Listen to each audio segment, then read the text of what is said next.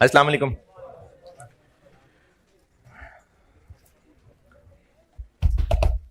दुरूद शरीफ पढ़ लें।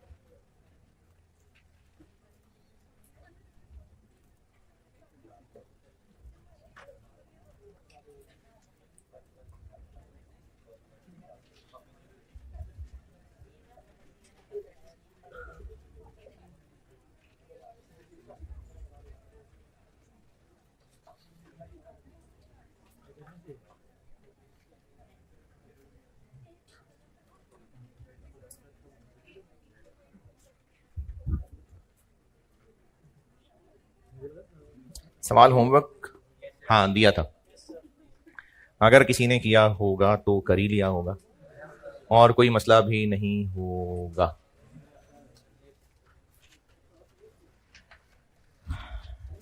चलें और करते हैं सवाल, आप पढ़ लीजिए।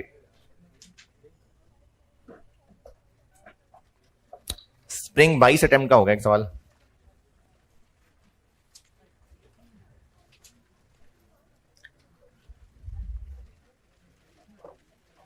कैलिफोर्निया लिमिटेड,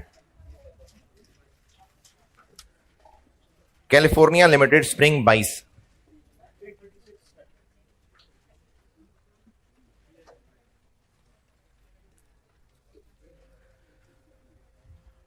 पढ़ लें, करता हूं।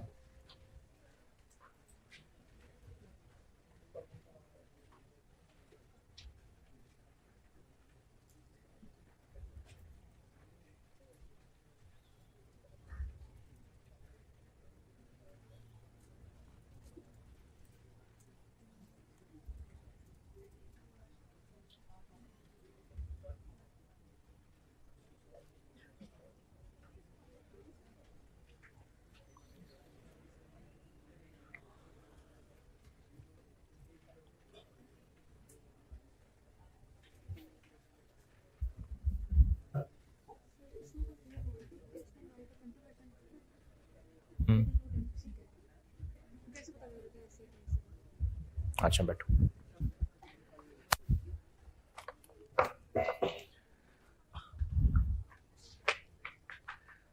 सवाल पढ़ने को कहा था। अच्छा, ये पहले भी ना मैंने ये बात बताई हुई है, लेकिन स्टिल कंफ्यूजन है कुछ बच्चों में, इसलिए दोबारा बता देता हूं।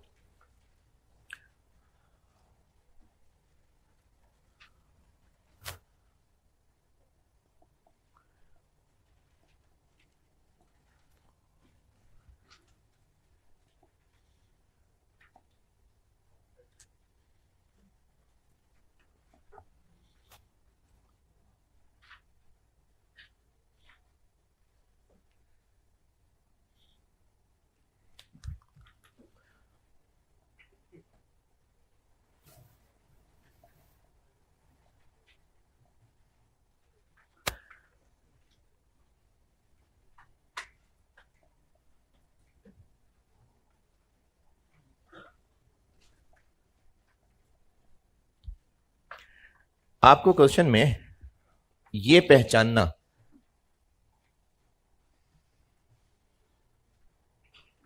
कि ये जो 10% है, SD1 को बांटते हुए 10% SD2 में लाना है या SD2 को बांटते हुए 10% SD1 में लाना है। टेबल इस शक्ल का भी हो सकता है, इस शक्ल का भी हो सकता है। ये कैसे पता चलेगा कि बांटने वाले और जिनको मिल रहे हैं वो कहां लिखे हुए हैं? पीडीज को देख के टोटल भी कर सकते हैं, आप टोटल भी चेक कर सकते हैं। ये पूरा 100 बन रहा है, लेकिन टोटल में सिर्फ इसलिए मैं कहूंगा कि जरूरी नहीं कि परसेंटेज की शक्ल में लिखा हो सकता है आपको कोई रेशो बता दी हो कि 3, 4, 7 की रेशो में बांटना है, ये भी हो सकता है। तो इसलिए यह पहचानना कि बांटने वाले यानी जिनको बांटना है वो कहां लिखे हुए और जिनको पहुंचाना है वो कहां लिखे हुए, तो वो फैसला पीडीज के हिसाब से करेंगे। पीडीज कॉलम्स में लिखे हुए कि रोज में, इसका मतलब है ये रिसीविंग डिपार्टमेंट से। तो फिर इनको बांट रहे होंगे, इसको इतना PD1 में, इतना PD2 में, इतना SD2 में, इसको इतना PD1, इतना PD2, इतना SD1, और अगर पीडीज रोज में लिखे हुए, इसका मतलब है कि ये रिसीविंग डिपार्टमेंट है, तो फिर इनको बांटना है। तो पीडी से पहचान सकेंगे कि इस 20% का क्या मतलब है, SD1 ने SD2 को हेल्प की है या SD2 ने SD1 को हेल्प की है। तो ये पीडीज के जरिए पहचाना जाएगा। जी बेटे बताओ, नहीं क्लियर? एक बार रिपीट कर दूं। जब इस टेबल में आपको यह पहचानना है कि जब हम सेकेंडरी अपोर्शनमेंट करते हुए SD1 को खाली कर रहे होंगे, तो SD1 को खाली करते हुए 10% SD2 में लिखना है या SD1 को खाली करते हुए 20% SD2 में लिखना है, यह पहचानना है। तो आप उससे पहले यह पहचाने कि रिसीविंग डिपार्टमेंट्स कौन से हैं। तो जहां पीडीज लिखे हुए हैं, इसका मतलब कॉलम्स जो लिखे हुए हैं ये रिसीविंग है। तो फिर इनको बांटने की बात हो रही होगी, यानी इसी लाइन में चलेंगे कि SD1 को इतना, इतना और इतना इनमें बांटना है, SD2 को इतना, इतना और इतना इनमें बांटना है। लेकिन अगर टेबल इस शक्ल का बना हुआ है तो सेकेंडरी अपोर्शनमेंट वाली लाइन फिर आपने ऐसे पढ़नी है। यहां पर सेकेंडरी अपोर्शनमेंट की लाइन आप ऐसे पढ़ेंगे और इस शक्ल में सेकेंडरी अपोर्शनमेंट की लाइन ऐसे पढ़ रहे होंगे। नहीं बता पा रहा? स्प्रिंग 22 में देखें, इसमें क्या है, ये काली वाली शक्ल है कि नीली वाली? ये ब्लैक वाली शक्ल, क्योंकि पीडीज ऐसे लिखे हुए हैं, तो ये इस शक्ल का दिया हुआ सवाल है।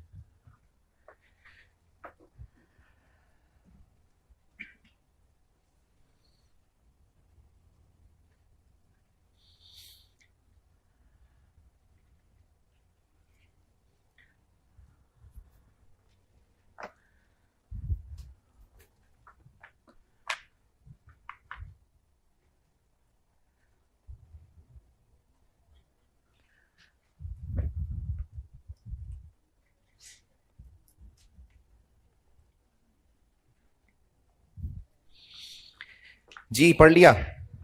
कैसे पता इस चैप्टर का सवाल है? डेटा से भी पहचाना जाता है इस सवाल, और रिक्वायरमेंट में क्लियरली आपसे ओवरहेड एब्जॉर्प्शन रेट पूछा हुआ है। पीडी के नाम से बता दिए हुए हैं, 2 एसडीज हैं। कैसे पता कि 2 वे सपोर्ट के 1 वे सपोर्ट? SD A B को भी सपोर्ट कर रहा है और B A को भी सपोर्ट कर रहा है, तो 2 वे सपोर्ट है। अच्छा 2 वे सपोर्ट है तो फिर ये ढूंढना पड़ेगा कि रिपीटेड डिस्ट्रीब्यूशन के साइमल्टेनियस इक्वेशन। तो पहले पैराग्राफ में बताया हुआ है साइमल्टेनियस इक्वेशन।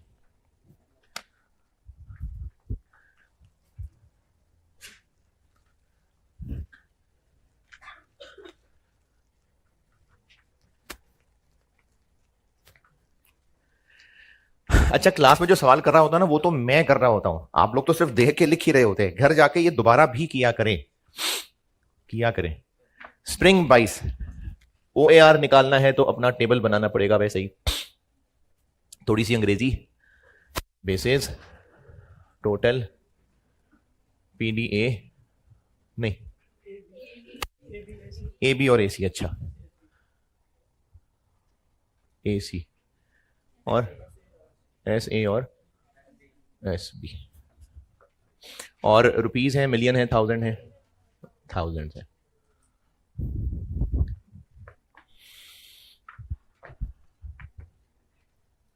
सबसे पहले ओवरहेड्स,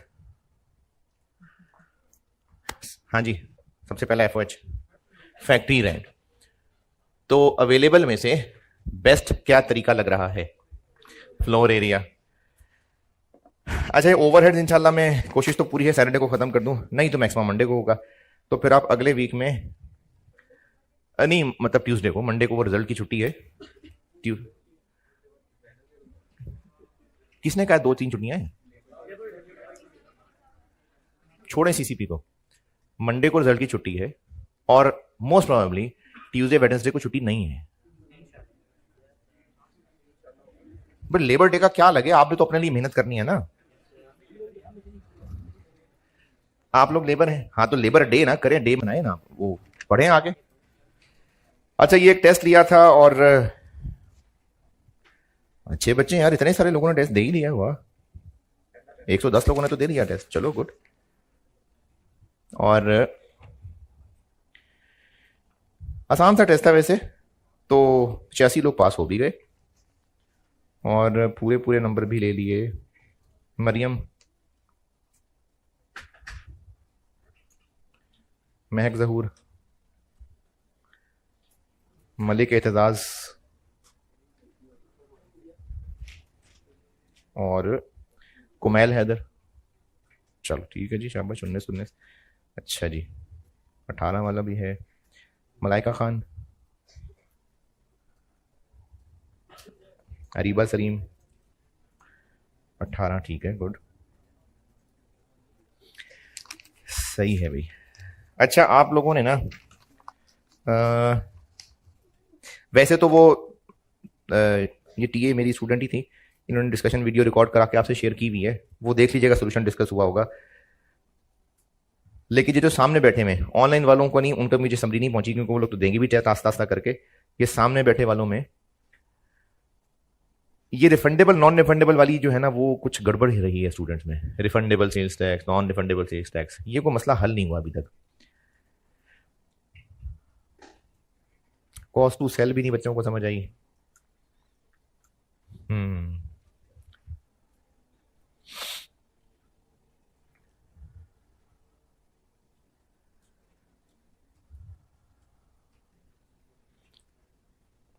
और हाँ, पहले सवाल के अंदर अदर आइटम्स को तो बच्चों ने लिफ्ट ही नहीं कराई।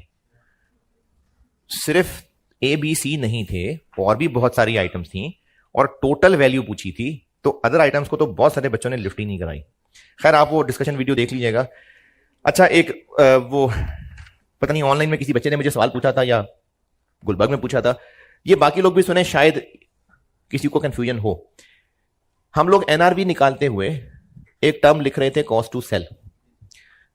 सेलिंग कॉस्ट भी यही है, selling cost, cost to sell. NRV calculation में जब इसका हम जिक्र कर रहे थे तो हम कह रहे थे ये वो खर्चा है जो बेचेंगे तो होगा, ये सेलिंग खर्चे थे। एक चीज होती है कॉस्ट ऑफ सेल्स, जो सेल्स में से माइनस करते हैं तो जीपी निकलता है।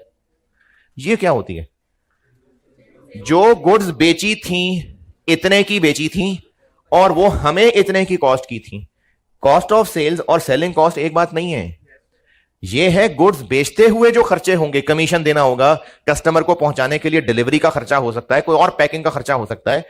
कॉस्ट ऑफ सेल्स है कि हमने गुड्स खरीदी थी या बनाई थी तो वो हमें कितनी कॉस्ट की थी, इसको कॉस्ट ऑफ सेल्स कहते हैं। तो जो कॉस्ट टू सेल है ये एक्चुअली सेलिंग कॉस्ट ही है। तो ये दोनों में फर्क किसी बच्चे ने पूछा हुआ था तो वो मैंने कहा कि अवाम के सामने बता दूं। चले, रेंट को किस बेस पे बांटे? Floor area. कितना है टोटल? 2500। बांटे हैं जी 1250 9 38 187 125।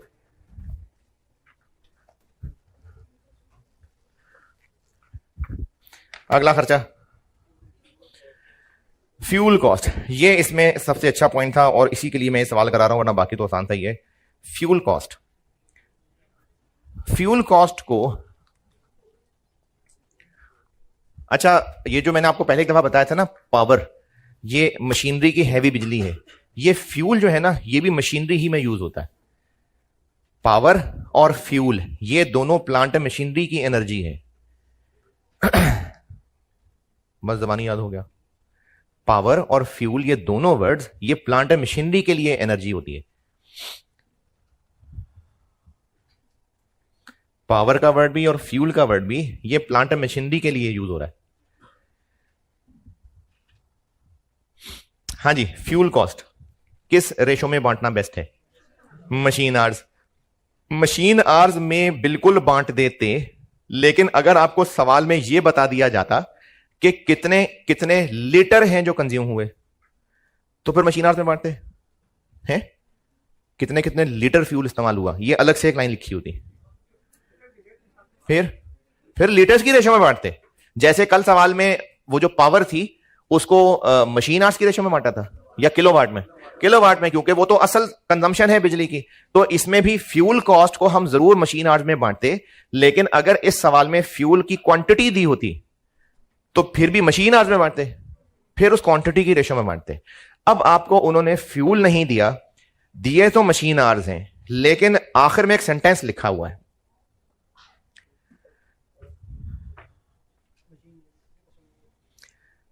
अब मैं तो कर ही दूंगा, आप लोग ना अभी ये जो फ्यूल कॉस्ट है कितनी है 1800, इसको इन डिपार्टमेंट्स में बांटें। ये आखिरी सेंटेंस पे गौर करें, आखिरी सेंटेंस पे गौर करके ये फ्यूल को दोनों डिपार्टमेंट्स में बांटें। दोनों में बटेगा क्योंकि एसडी में तो मशीन आवर्स ही नहीं है, सिर्फ दोनों पीडीज में बटेगा। तो ये सारे लोग बेटे कोशिश जरूर करें, सब लोग किया करें कैलकुलेशन। लिखना तो आपको बचपन से आता ही है, देख के लिख तो लेते ही हैं, इसलिए कैलकुलेशन करें। फ्यूल कॉस्ट को पीडी ए और पीडी दूसरे में बांटना है। लास्ट सेंटेंस पे गौर करें, कोई इक्वेशन बनानी है इक्वेशन बनाएं, जो आपको समझ आती है करें और फ्यूल कॉस्ट को बांट के दिखाएं।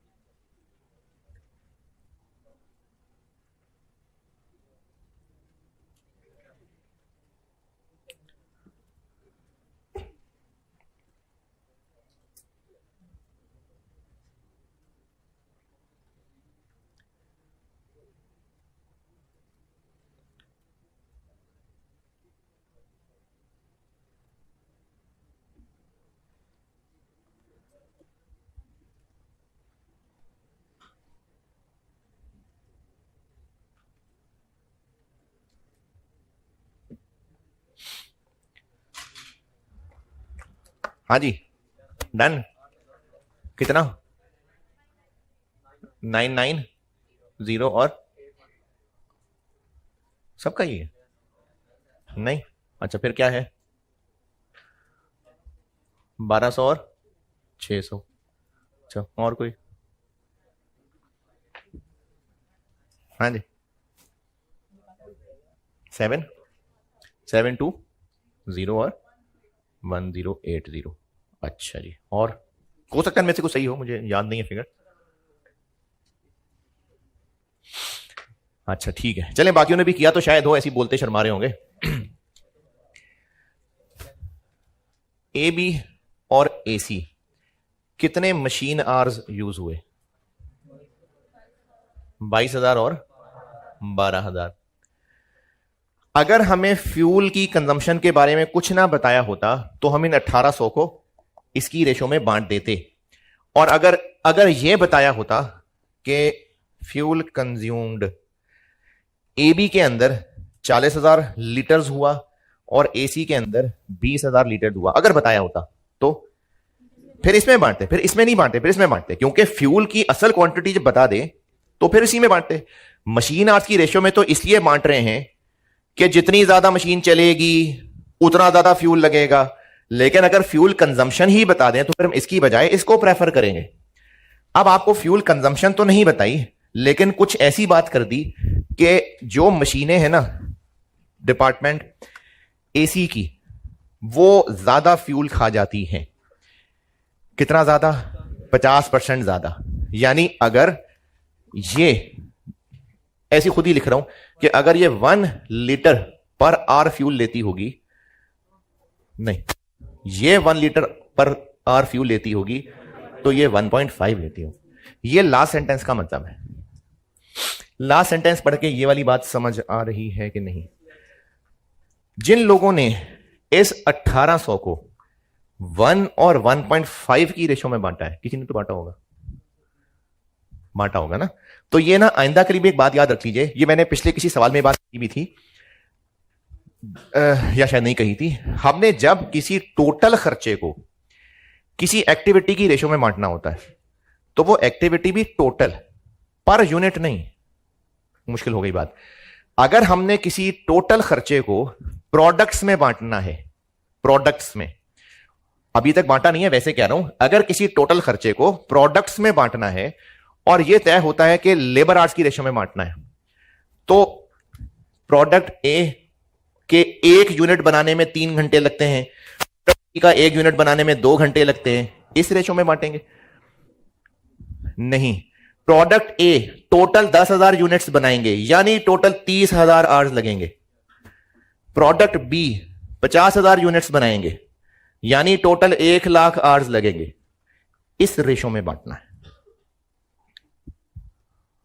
जब भी हमने कोई टोटल खर्चा किसी एक्टिविटी की रेशो में बांटना है, आवर्स की रेशो में, यूनिट्स की रेशो में, नंबर ऑफ पर्सन नहीं, नंबर ऑफ पर्सन नहीं, मटेरियल की रेशो में, तो हमने वो जो बांटना है ना, पर यूनिट की रेशो में नहीं बांटना, टोटल की रेशो में बांटना है। ये जुमला अगर मुश्किल लग रहा है तो मैं आपको समझा देता हूं, फिर जुमला खुद भी बना लेना।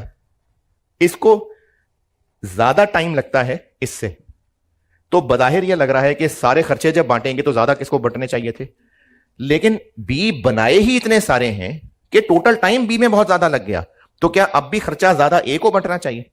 तो इसलिए यह तो मिसलीडिंग हो रहा था। तो इसलिए कोई खर्चा अगर हमने बांटना हो, कोई खर्चा बांटना हो किसी एक्टिविटी की रेशो में, ये पूरी कॉस्ट की बात कर रहा हूं आगे, तो पर यूनिट की रेशो में नहीं बटेगा, टोटल की रेशो में बटेगा। और मिसाल बताता हूं। अगर हमने कोई सेलिंग खर्चा प्रोडक्ट्स की सेल्स की रेशो में बांटना हो, अगर हमने कुछ सेलिंग का खर्चा, कोई कमीशन, कोई ट्रांसपोर्टेशन, प्रोडक्ट्स की सेल्स की रेशो में बांटना हो, तो उनकी सेल प्राइस की रेशो में बांटेंगे, फिर टोटल सेल वैल्यू की रेशो में बांटेंगे। तो इसलिए जिसने 1 और 1.5 की रेशो में बांटा है वो ठीक नहीं है। ये तो एक रेट है कि 1 घंटे में ज्यादा लीटर इसके लगते हैं, लेकिन अगर इसके ज्यादा लीटर बेशक लगते भी हैं, क्या पता ये मशीनें चली ही इतने ज्यादा घंटे हों कि टोटल फ्यूल वहां ज्यादा लग गया हो। तो इसलिए 1 और 1.5 की रेशो में बांटना गलत है। हमें किस रेशो में बांटना चाहिए? Total fuel. अब आपको टोटल फ्यूल नहीं पता, लेकिन ये 2 फिगर्स पता है और ये पता है कि ये उससे 50% ज्यादा है। अब चाहे आप उसको 1 अज्यूम कर लें तो ये 1.5 हो जाएगा, 10 कर लें तो 15 हो जाएगा, और टोटल फ्यूल बन जाएगा फिर 22,000 लीटर और 18,000 लीटर। तो 22 और 18 की रेशो में बांटेंगे। और अगर आपने इसको 1 लीटर नहीं 10 कहना है तो चलिए, ये 10 है, ये 15 है, ये 2,20,000 और ये 1,80,000 हो जाएगा। तो इस आखिरी वाले सेंटेंस का मतलब यह बनता था कि मशीन आवर्स की रेशो में जरूर बांटें, लेकिन यह भी देख लें कि फ्यूल कंजम्पशन इसकी ज्यादा है, तो इनको मल्टीप्लाई कर लेना पहले, क्योंकि हमने फ्यूल को बांटना है मशीन आवर्स में मजबूरन बांटते। किस मजबूरी के तहत बांटते? कि जो ज्यादा देर चला है ठीक है फिर ज्यादा फ्यूल होगा, लेकिन अगर फ्यूल कंजम्पशन ही बता दें तो फिर भी मशीन आवर्स में बांटना है, नहीं, फिर फ्यूल कंजम्पशन में बांटना है। तो इसलिए हमें 22 और 12,000 में बांटने की बजाय 22 और 18 में बांटना है। नहीं इख्तलाफ है या बात ही नहीं समझ आई? बात ही समझ नहीं आई।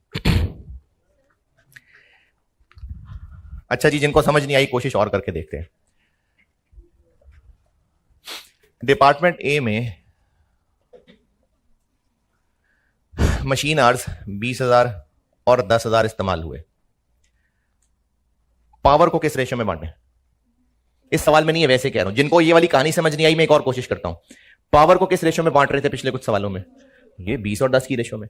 लेकिन अगर साथ इंफॉर्मेशन ये भी मिल जाए कि जो पावर इस्तेमाल होती है डिपार्टमेंट ए के अंदर जो मशीनें हैं वो 2 लेट से किलोवाट पर मशीन आर, यानी मशीन 1 घंटा चलती है तो ये 2 किलोवाट पावर ले जाता है, और मशीनें जो डिपार्टमेंट बी की हैं वो 1 घंटा चलती है तो 5 किलोवाट बिजली खा जाता है। अब हम इस इंफॉर्मेशन के मिलने के बाद पावर कॉस्ट को 20 और 10 की रेशियो में बांटे, 2 और 5 की रेशियो में बांटे? नहीं, हमें निकालना पड़ेगा कि अच्छा कितने टोटल बिजली, तो इसका आंसर आ गया 40 और इसका आंसर 50, इस रेशियो में बांटेंगे ना। तो अब यही बात मैंने इसकी जगह ये फ्यूल कर ली।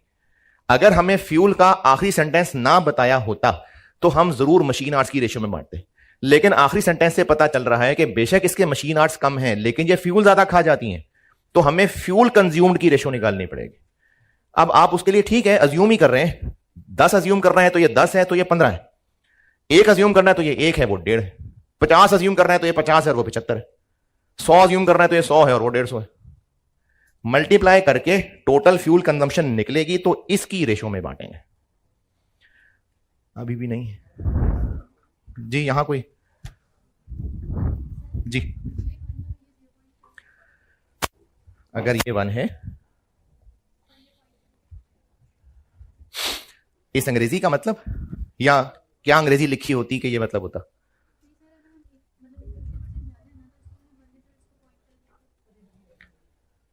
ये उससे 50% ज्यादा है। 100 क्या है, ये या वो? ये उससे 50% हायर है, तो ये 100 है, यानी ये 100 है और ये 150 है। तो फ्यूल कॉस्ट का बांटना बन जाएगा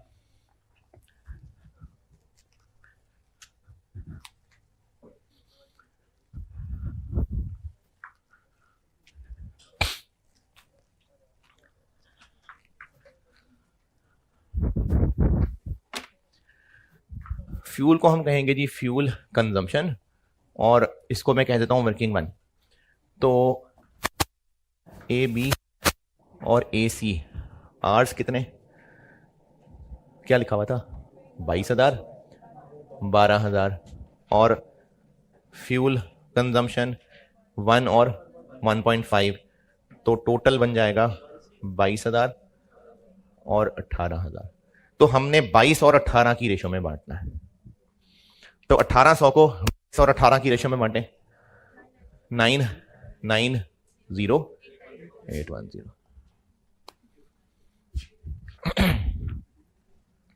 चलिए बाकी आसानी है। डेप्रिसिएशन, अगर हमें एसिड्स की बुक वैल्यू या कॉस्ट बताई होती तो उसके ऊपर लेते, लेकिन है ही नहीं, तो मजबूरन मशीन आवर्स। कितनी है टोटल? 2000 मशीन आवर्स, यानी 22 और 12 1294।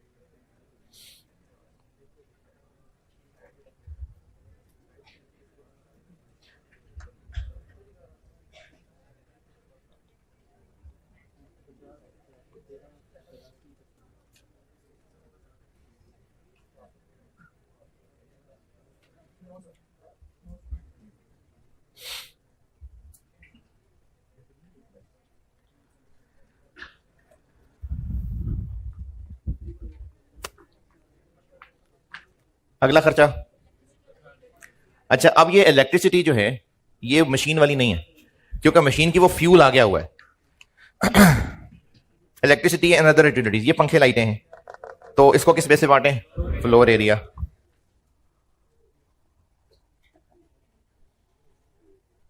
कितनी है टोटल? 1100। और फ्लोर एरिया पे बांटें तो 550, 412, 413। अच्छा जी, अच्छा जी, बात 8355। और क्या FOH है? बस खत्म। तो ये हो गई प्राइमरी अपॉर्शनमेंट। 4084 2866 270 180 जी। इलेक्ट्रिसिटी पता कैसे चलेगा? अरे इतनी दफा तो मैंने बताया यार, मैंने कहा हुआ है पहले भी बड़ी दफा कि जो मशीनों की बिजली होती है उसके लिए पावर का वर्ड यूज होता है या फ्यूल। इलेक्ट्रिसिटी, लाइट, ये पंखे लाइटें होती है, मैंने ही पहले बताया हुआ है। इलेक्ट्रिसिटी का वर्ड मशीनों के लिए यूज नहीं होता है। इलेक्ट्रिसिटी, लाइट, ये पंखे लाइटें हैं। मशीन की बिजली पावर है या फ्यूल है। सेकेंडरी अपॉर्शनमेंट चूंकि टू वे है तो इसलिए हमें वो साइमल्टेनियस का मेथड कह रहा है, उसकी कर लेते हैं वर्किंग।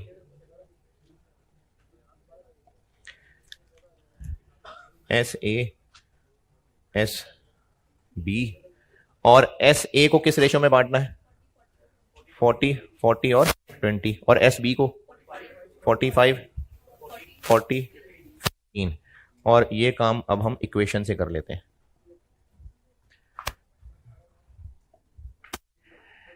SA को में हम कहें अगर X, तो इसमें पहले अपना कितना है?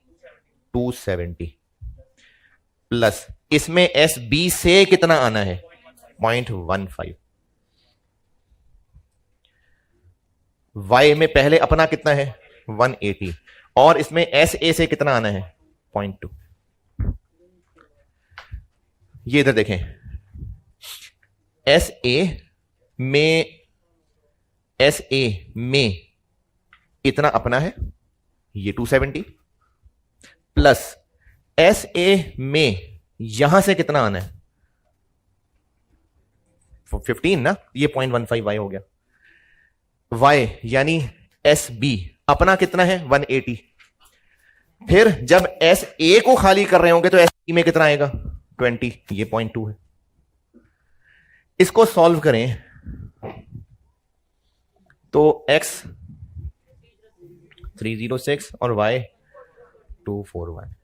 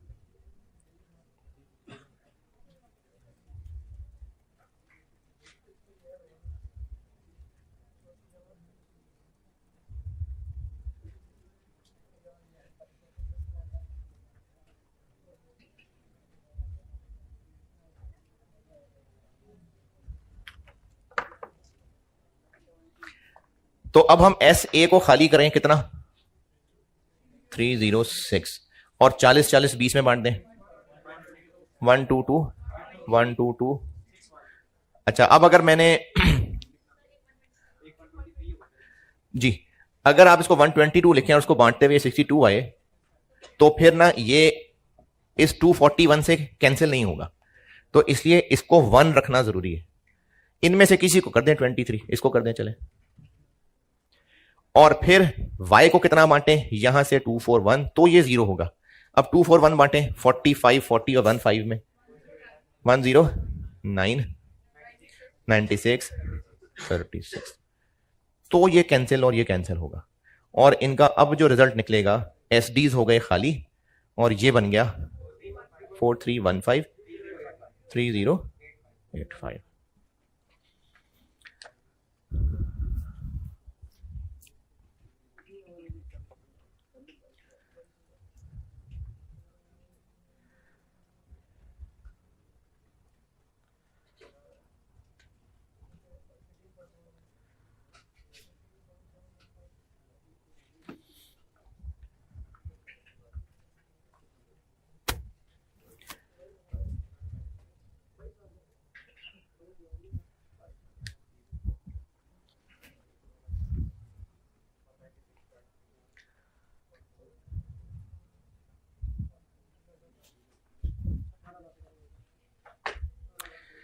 और OAR की बेस क्या रखनी है मशीन आवर्स और लेबर आवर्स।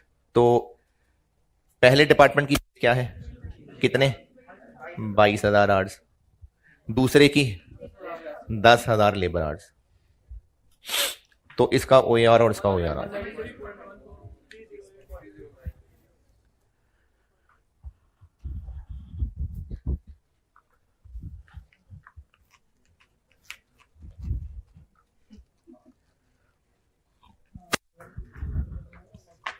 बताएं भी इस सवाल में क्या पूछना है।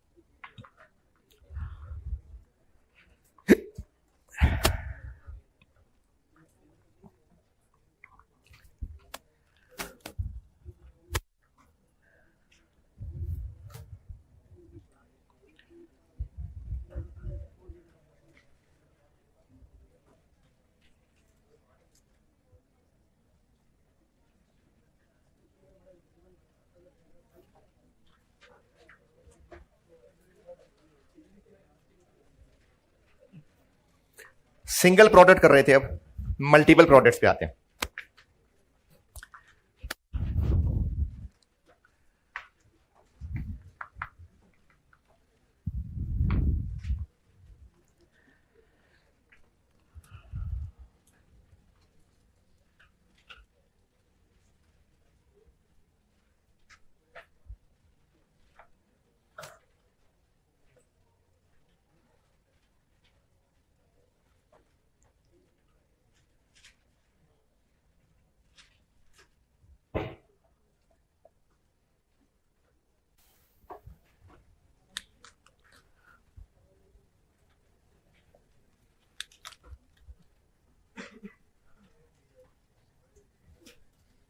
अगर मल्टीपल प्रोडक्ट्स होंगे तो बिजनेस चाहेगा कि हर एक का अलग अलग OAR पर यूनिट कैलकुलेट हो। अच्छा मैंने ये पर यूनिट लिखा है, पर OAR पर यूनिट। अगर प्रोडक्ट्स एक से ज्यादा है ना तो इवेंचुअली OAR पर यूनिट ही निकालना है। ये क्या बात हो गई, इससे पहले जो सवाल किए उनमें हर बार हम OAR पर यूनिट निकाल रहे हैं, पर रुपीज, पर मशीन आर, पर लेबर आर, हर तरह का निकल रहा है। लेकिन अगर मल्टीपल प्रोडक्ट्स हैं तो अल्टीमेटली हर प्रोडक्ट का OAR पर यूनिट ही निकलेगा। आप मल्टीपल प्रोडक्ट वाले सवाल देखेंगे उनमें सब में OAR पर यूनिट ही होना होगा।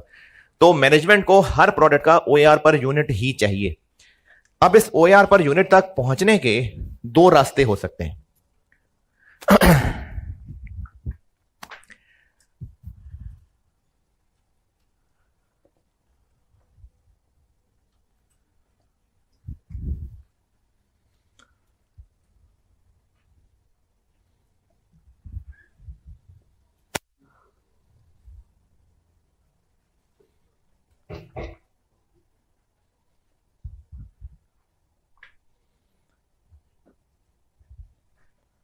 इसके ना दो तरीके हैं। उनमें से कोई एक ही होगा।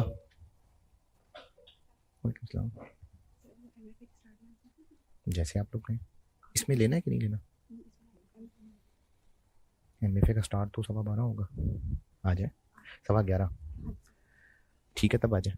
और बच्चे आना शुरू हो ही चुके होते हैं, ठीक है 11:15 आ जाए, लेकिन आ जाइएगा फिर 11:15। और बात सुनिए अनिका, मेरे आने का इंतजार ना करिएगा, मेरे आने का इंतजार नहीं करिएगा कि मैं आऊंगा तो शुरू करें, आप लोग फीडबैक शुरू करें एमएफए का, ठीक है? आप लोग जब फ्री कर देंगे तो मैं आऊंगा क्लास में। अच्छा, दो तरीके हैं, उन दोनों में से कोई एक तरीका लगाएंगे। इनकी मैं आपको अंग्रेजी तो चलो लिख ही देता हूं, लेकिन वो मुझे भी पता है कि जो लिखूंगा वो समझ नहीं आनी, तो सवाल के बाद ही समझा सकता हूं। तो इसलिए इसकी अंग्रेजी में अगर अभी नहीं लिख रहा तो आप जगह छोड़ लें, सवालों से समझाता हूं फिर लिख देता हूं। कितनी जगह छोड़ दें? वो 7-8 लाइनें छोड़ दें, हैं? नहीं, 7-8 लाइनें छोड़ दें, अच्छा चलो 10 छोड़ दें और सवाल लिखें।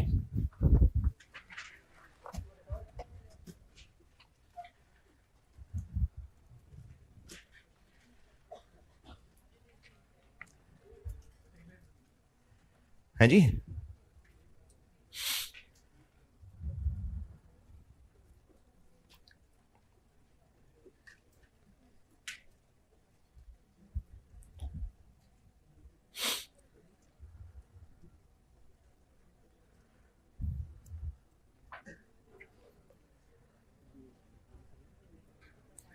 टोटल बजटेड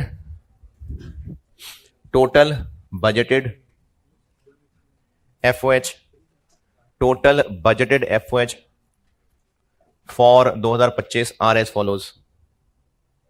बजटेड FOH 2025 के are as follows.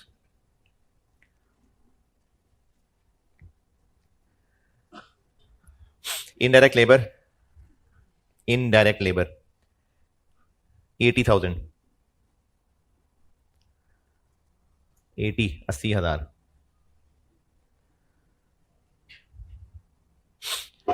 Rent and rates 70,000, 70,000।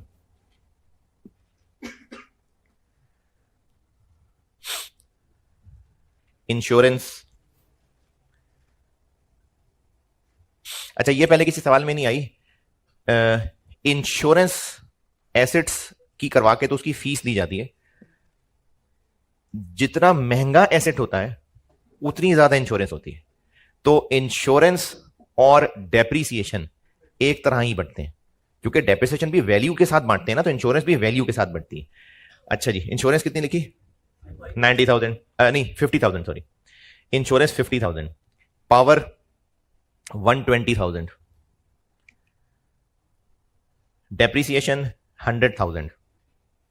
खर्चे रिपीट कर रहा हूं, इनडायरेक्ट लेबर है 80,000, रेंट एंड रेट्स है 70,000, इंश्योरेंस है 50,000, पावर है 120,000, डेप्रीसिएशन है 1,00,000। ये हो गए FOH। अब आपने ना अदर इंफॉर्मेशन में PD1, PD2 और SD, इन तीन चीजों का डाटा बताने लगा। PD1, PD2 और SD, यानी एक ही SD है और 2 PDs हैं,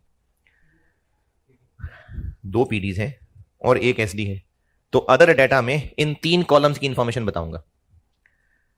net book value of assets, net book value of assets PD1 के 6.5 लाख 650,000, PD2 के 3 लाख 300,000 और SD के 50,000 50,000। ये हो गया, रिपीट कर रहा हूं, ये मैंने net book value of assets बताई है। PD1 में जो एसेट्स हैं 6.5 लाख 650,000, PD2 में 300,000 और SD में 50,000 50,000। स्पेस यूटिलाइज्ड, अगली चीज स्पेस यूटिलाइज्ड, ये फ्लोर एरिया की तरह की चीज है। स्पेस यूटिलाइज्ड 50%, 40% और 10%। यानी PD1 ने पूरी फैक्ट्री की आधी जगह घेरी हुई है, PD2 ने 40% और SD ने 10%। टोटल मशीन आवर्स PD1 में 4500 और PD2 में 5500, 4500 और 5500। डायरेक्ट लेबर आवर्स PD1 में 5500 और PD2 में 2500।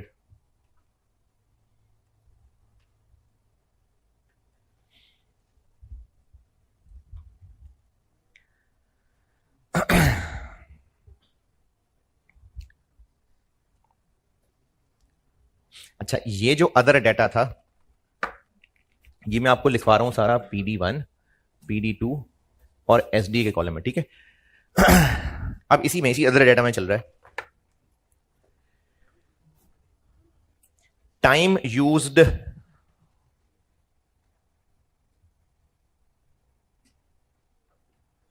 एक मिनट,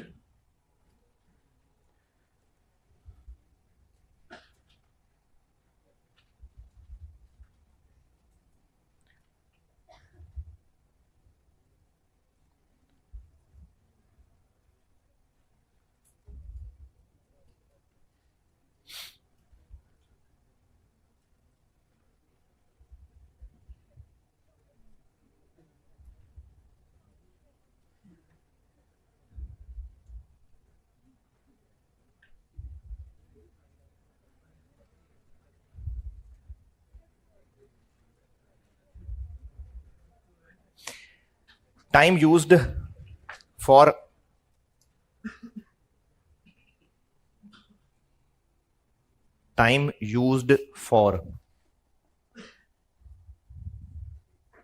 ये इसके नीचे ए और B, product A product B. PD1 में 40%, यहां 60%, PD2 में 70% और 30%। इसका क्या मतलब समझ आ रहा है कि PD1 के अंदर प्रोडक्ट ए बनाने, यानी PD1 में जितनी मेहनत है 40% प्रोडक्ट ए बनाने में, 60% प्रोडक्ट बी बनाने में। PD2 में जितनी मेहनत हुई 70% टाइम ए बनाने में, 30% टाइम बी बनाने में लगा। ये मतलब है इसका।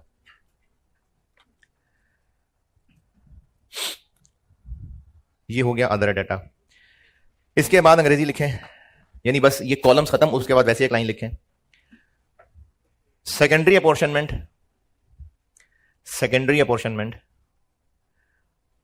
ऑफ SD,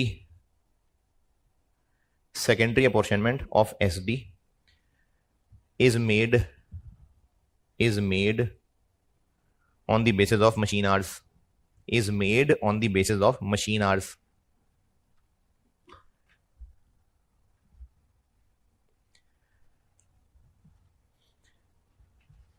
budgeted production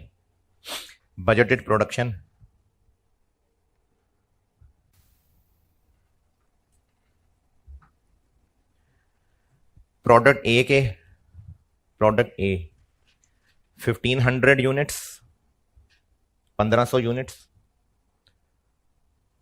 और प्रोडक्ट बी 1000 यूनिट्स।